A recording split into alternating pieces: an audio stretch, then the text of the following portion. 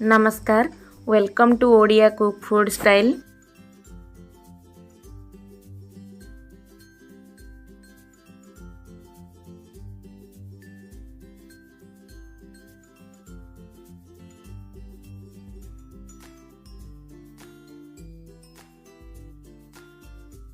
चलंतु start करिबा आजिर recipe.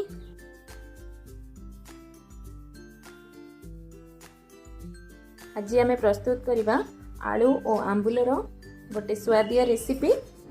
से 5टी आलू, 4टी आंबुल, गोटे छोट चामच सोरिष, 3टी सुखिला लंका, 7 ରୁ 8टी रसुण आ नबा किछि भृसुंगा पत्र।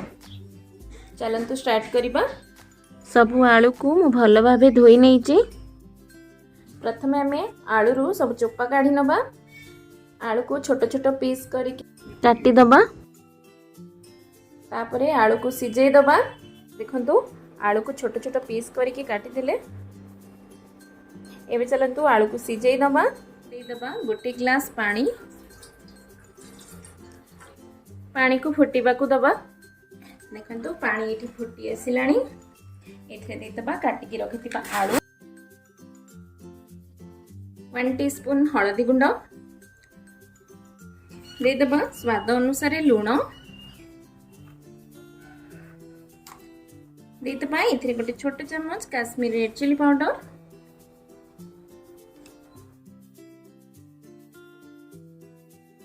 गैस रो फ्लेम मीडियम रखिकी आलू को सिझिबा को दबा। आलू अधा सिझिला परे आमे आंबुल पकेबा। दे दबा आंबुल को, आंबुल को सिझिबा को दबा। देखंतु एडी सब सिझी गलानी। आंबुल आलू सिझी गलानी। एबे चलंतु आको फुटण कर दबा। कड़े रे दे दबा एबे 2 चामच तेल।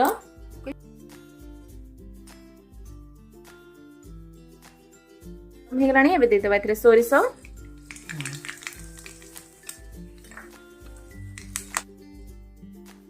पका दबा एथरे सुखिला लंका, भृसुंगा पत्र,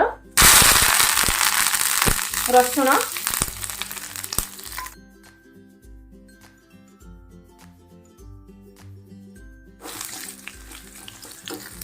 दे दबा एथरे से आलू और आंबुल झोल को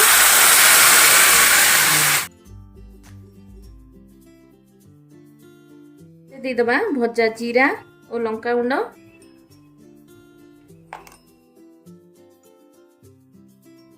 देखो तरकारी रेडी हो गला। एबे आमे गैस ऑफ कर दबा।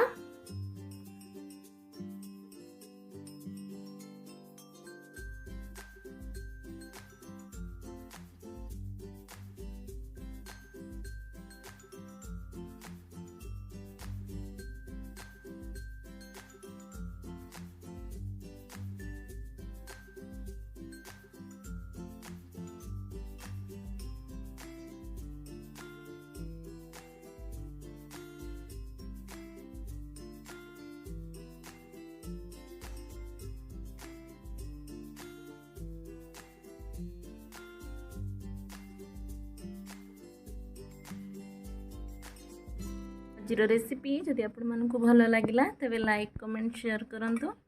देखा पुणी नेक्स्ट वीडियो रे। रहिली, नमस्कार।